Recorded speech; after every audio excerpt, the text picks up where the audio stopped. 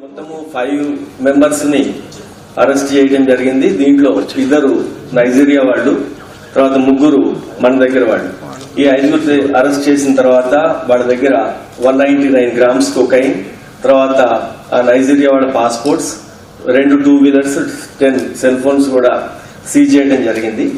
ఈ 5లో మనకి ఈ మొత్తము డ్రగ్ రాకెట్ నడిపే అతను డివైన్ ఎబుకా సుజీ అని అతను నైజీరియన్ అతను ఇప్పుడు ఇంకా పరారీలో ఉన్నాడు.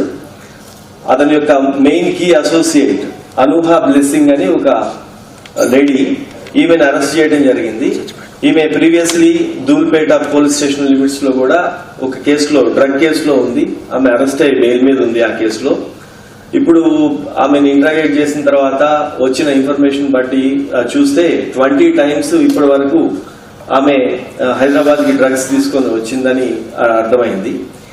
ఈమె నైజీరియా అయితే ఆమె పాస్పోర్ట్ ని ఫేక్ ఇంకొక ఐడెంటిటీ క్రియేట్ చేసుకుని ఆఫ్రికా కంట్రీకి సంబంధించిన వేరే యుని కంట్రీది ఇంకొక పాస్పోర్ట్ క్యారీ చేసింది. అదెందుకంటే ఇప్పుడు ఈ ట్రాన్స్పోర్టేషన్ మొత్తం కూడా డ్రగ్స్ క్యారీ దాంట్లో కూడా ఆ ఐడెంటిటీ ఎస్టాబ్లిష్ చేసి రేపు మొత్తం ఇదంతా అయిపోయిన తర్వాత మళ్ళీ వాళ్ళ కంట్రీకి వెళ్తే ఆమె క్లీన్ చిట్ గానే వెళ్లాలా. ఆమె ఒరిజినల్ ఐడెంటిటీ దాచిపెట్టుకోవడానికి ఇంకొక కంట్రీది కూడా ఫేక్ పాస్పోర్ట్ తీసుకొని ఈ ట్రావెలింగ్ చేస్తా ఉంది.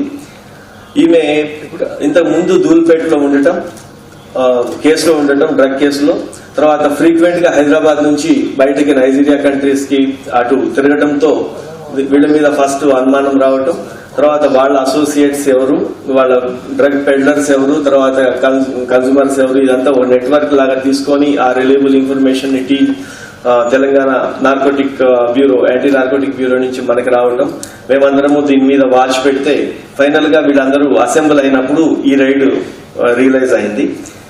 ఈవెన్ ఇప్పుడు ఈ అనుహా బ్లెస్సింగ్ ని అరెస్ట్ చేయడం జరిగింది. దాంతోపాటు ఇంకొక కీ అసోసియేట్ ఉన్నాడు, ఎజెన్విలీ ఫ్రాంకిల్ ఉచెన్నా అని. ఇతను కూడా నైజీరియా అతనే, ఇతను కూడా అబ్స్కాండింగ్ ఉన్నాడు. ఇప్పటి వరకు ఈ కేసులో ఉన్న వాళ్ళలో 5 మన దగ్గర ఉన్నారు, 2 అబ్స్కాండింగ్ ఉన్నారు. తర్వాత దొరికిన ఇంకొక నైజీరియన్ అజీజ్ నోహీమ్ ఒడిషాలా అని చెప్పి అతను కూడా నైజీరియా అతనే. ఇతను ఫస్ట్ మన దగ్గరికి ఇండియా వచ్చేటప్పుడు 2014లో స్టూడెంట్ వీసా అని చెప్పి తీసుకొని రావడం జరిగింది. ఉస్మానియా యూనివర్సిటీలో మనకి డీడీ పే చేసేటప్పుడు దాన్ని కూడా ఫేక్